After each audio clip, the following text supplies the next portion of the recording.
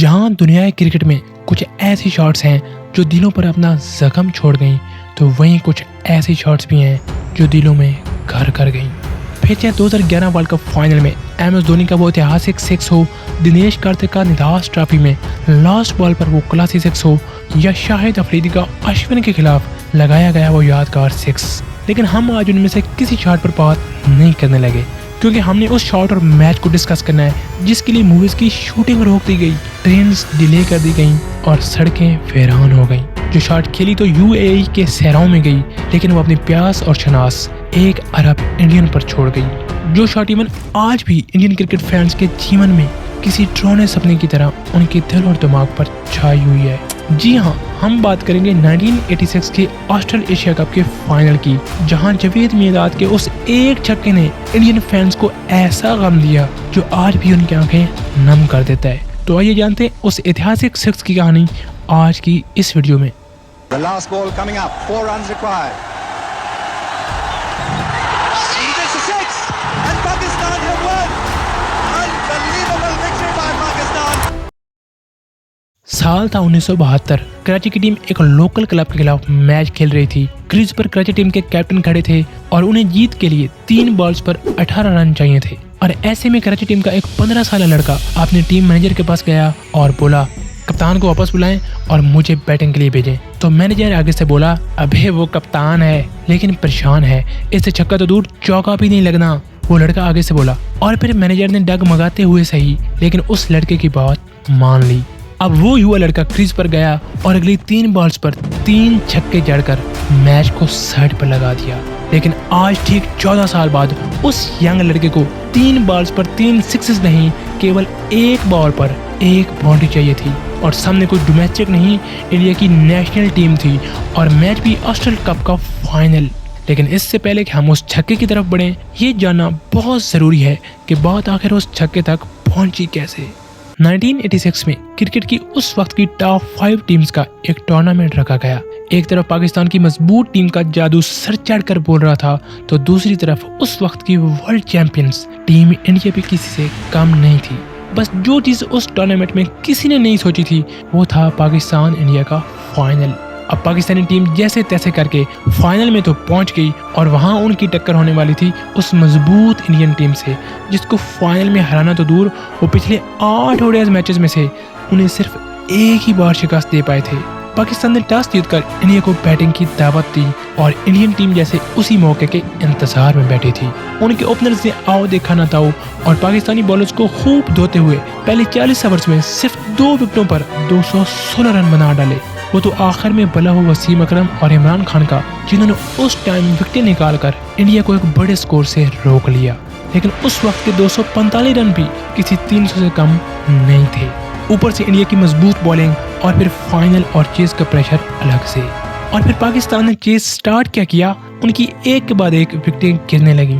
सिर्फ 100 रन पर उनकी आधी टीम पवेलियन लौट चुकी थी और जावेद मियांदाद दूसरे एंड पर खड़े ये सारे नज़ारे देख रहे थे। और ऐसे मौके पर जब उनके कप्तान इमरान खान क्रीज पर आए तो मियांदाद ने उनसे कहा, कप्ताना मेरी जाना, बस तुमने विकेट नहीं गंवानी, बाकी मैं जानूं और मेरा काम। और फिर जैसे ही उन दोनों की पार्टनरशिप बिल्ड होने लगी तो ठीक उसी मौके पर कप्तान साहब भी बोल्ड होकर पवेलियन लौट गए। ड्रम, ढोल और लोगों के उस शोर में वो आखिरी जलती उम्मीद भी अब बुझ चुकी थी। मियांदाद को एक तरफ विकेटों की टेंशन थी तो दूसरी तरफ रन रेट की। 12 बॉल्स 18 रन, मैच पूरी तरह इंडिया के कंट्रोल में। और ऐसे मौके पर कपिल देव ने कैप्टेंसी का एक मास्टर स्ट्रोक चलते हुए वो 49वां ओवर खुद करवाने का फैसला किया और उनका वो डिसीजन बिल्कुल दुरुस्त साबित हुआ, क्योंकि उन्होंने आखिरी ओवर के लिए उस मैच के बेस्ट बॉलर चेतन शर्मा के लिए 11 रन बचाए, जो उस दौर और उस मैच सिचुएशन में बहुत ज्यादा थे। चेतन शर्मा ने पहली बॉल करवाई जिस पर वसीम अकरम डबल रन के चक्कर में रन आउट हो गए। अब बैटिंग के लिए अगला नंबर तौसीफ अहमद का था, जो पैड्स पहने तैयार बैठे थे।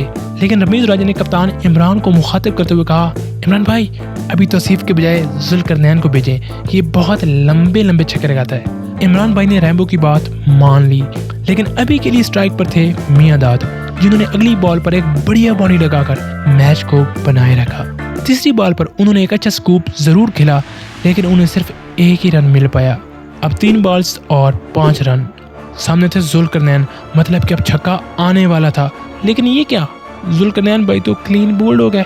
और ड्रेसिंग रूम में बैठे इमरान खान ने फौरन रमीज को देखा और बोले, अबे इतना लंबा छक्का भी मारने को नहीं बोला था। और जब जुल्करनैन भाई बोल्ड हुए तो दूसरी एंड पर खड़े मियां दाद का रिएक्शन देखने वाला था। तू हीरो बनले भाई, मैं तो इधर आम लेने के लिए खड़ा हूँ। और जब आखिरी विकेट के लिए तौसीफ अहमद बैटिंग के लिए आए तो मियां दाद ने उनसे पहला सवाल ये पूछा, तौसीफ ड्रेसिंग रूम के क्या सीन है? तो वो झट से बोले, जावेद भाई ना ही पूछे, वहाँ तो सब रोने वाले हैं। तो मियां दाद ने पूछा, अच्छा अब ये बता तेरा क्या प्लान है? तो तौसीफ ने आगे से कहा, प्लान सिंपल है, हमें हर सूरत में सिंगल लेना है, फिर चाहे बॉल कीपर के पास जाए या फील्डर के। तो जावेद ने आगे से पूछा, पक्की बात है ना, यही प्लान है? तो तौसीफ बोले, भाई साहब पीछे रह ही क्या गया है। और जब चेतन ने अगली बॉल की तो तौसीफ ने बस किसी तरह बॉल के आगे बैट किया और रन के लिए दौड़ पड़े। बॉल सीधा कवर में खड़े इंडिया के बेस्ट फील्डर अजहरुद्दीन के पास गई, वो दौड़े, बॉल पिक की। उस वक्त अजहर चेतन से तकरीबन 10 फुट की दूरी पर थे और वहां पर उनके पास दो ऑप्शंस थे। एक तो ये कि वो बॉल चेतन को दे देते और दूसरा ये कि वो खुद भागकर जॉन्टी रोड्स वाली डाइव लगाते, क्योंकि दोनों ही सूरतों में तौसीफ भाई तो दूर दूर तक फ्रेम में ही नहीं थे।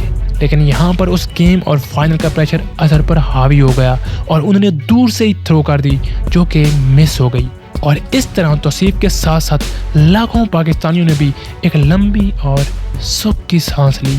और रन मुकम्मल होने के बाद तौसीफ ने फौरन मियां दाद की तरफ इशारा करते हुए कहा, भाई साहब मेरा काम ख़त्म, अब आगे संभाल लेना। इधर मियां दाद ने लंबी लंबी सांसें लेते हुए अपने माइंड में स्कैनर लगाया, एक एक फील्डर का जायजा लिया कि कहीं कोई एक्स्ट्रा फील्डर तो नहीं खड़ा।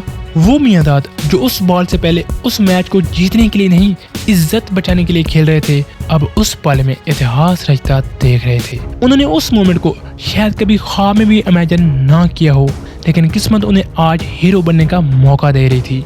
और अब वो बॉल सिर्फ उनके लिए नहीं, दोनों मुल्कों की जनता में से किसी एक पर बहुत भारी पड़ने वाली थी। जहां मियां दाद उस बॉल से पहले ये प्लान कर चुके थे कि मैं क्रीज में थोड़ा पीछे जाकर खेलूंगा क्योंकि ये यार्कर ही कराएगा, तो वहीं चेतन शर्मा बेचारे इस कंफ्यूजन का शिकार थे कि वो शॉर्ट बॉल करवाएं कि यार्कर। और इस सिचुएशन में उनके कप्तान समेत सब टीममेट्स ने उन्हें यार्कर करवाने का बोला।